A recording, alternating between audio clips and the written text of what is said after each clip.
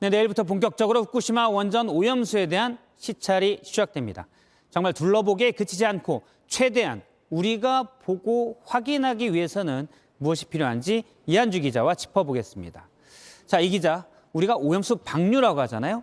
일단 방류가 만약에 결정된다면 이 방류는 어떤 과정을 통해서 이루어집니까? 네, 사고가 난 후쿠시마 1원전에는 6개의 원전이 있습니다. 1, 2, 3, 4, 5기가 녹아내렸는데요. 여기 알프스라고 불리는 정화장치로 오염수를 여러 번 걸러서 탱크에 보관을 하고요. 이송 펌프를 거쳐서 바닷물로 희석한 뒤 수조에 보관했다가 해저 터널로 바다를 향해 내보내는 작업을 하게 됩니다. 자, 만약 방류가 되면 이 과정을 통해서 방류가 되는 건데 우리가 가서 볼 때 이 중에 어떤 시설을 집중적으로 점검하면서 봐야 됩니까? 네, 먼저 지도를 보면서 설명을 드리겠습니다. 이 보시는 것이 후쿠시마 원전 일대입니다. 이곳에서 알프스라 불리는 정화장치, 그리고 이렇게 몇 번 걸은 오염수를 보관하는 K4 탱크가 우선적인 점검 대상입니다. 또 오염수를 옮기고 방류하는 제어실과 오염수 안정성을 확인하는 화학 분석동도 갈 예정입니다. 네, 일단 가서 보는데 먼발치에서 그냥 구경하는 건 아닐 거 아닙니까? 구체적으로 어떻게 보는 겁니까? 네, 중점 점검 대상인 알프스의 경우 방사능 피폭 우려 때문에 직접 들어가진 못하고 처리 시설에 있는 안을 비추고 있는 카메라 영상으로 확인을 하기로 했습니다. 정화가 제대로 되고 있는지 화학 분석동은 직접 들어가서 오염 전후 데이터 등을 살펴보기로 했습니다. 자, 카메라로 보고 그리고 수치로 데이터를 확인하면 그러면 충분히 점검이 가능한 건가요? 네, 그건 아닙니다. 지금 133만 톤의 오염수가 1,060개의 저장 탱크에 담겨 있습니다.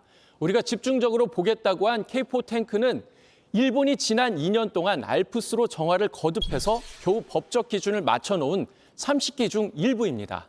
특히 알프스는 정화 기능에 문제가 있다는 사실이 여러 번 드러나기도 했습니다.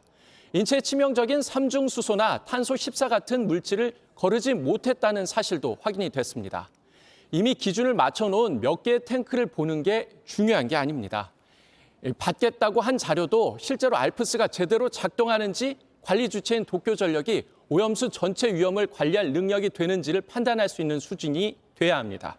그런데 후쿠시마 원전에는 광어와 전복을 키우는 곳도 있잖아요.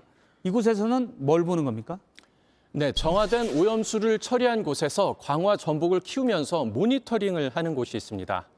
이 기준을 맞춰놓은 오염수를 바닷물과 섞어놓은 곳에서 이렇게 광어와 전복이 잘 자란다 보고 온다면은 아무 의미가 없습니다. 적은 양이라도 삼중수소 등 여러 가지 방사성 물질들이 30년, 40년 이상 생태계에 쌓이고 이걸 사람이 계속 먹었을 때 어떤 영향이 있는지 일본은 어떻게 추적하고 관찰하겠다는 건지 묻고 따져봐야 합니다.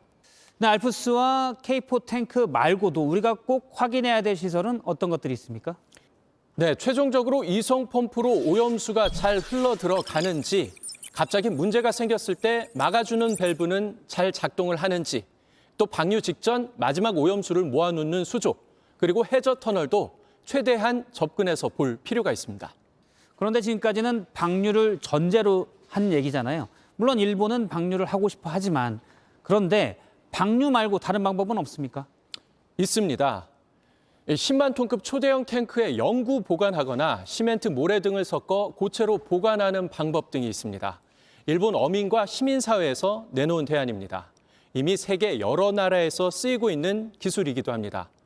우리 시찰단도 이런 방법을 일본이 연구는 해봤는지, 했다면 어떤 근거로 어떤 결과를 얻었는지 요구를 해야 하고요.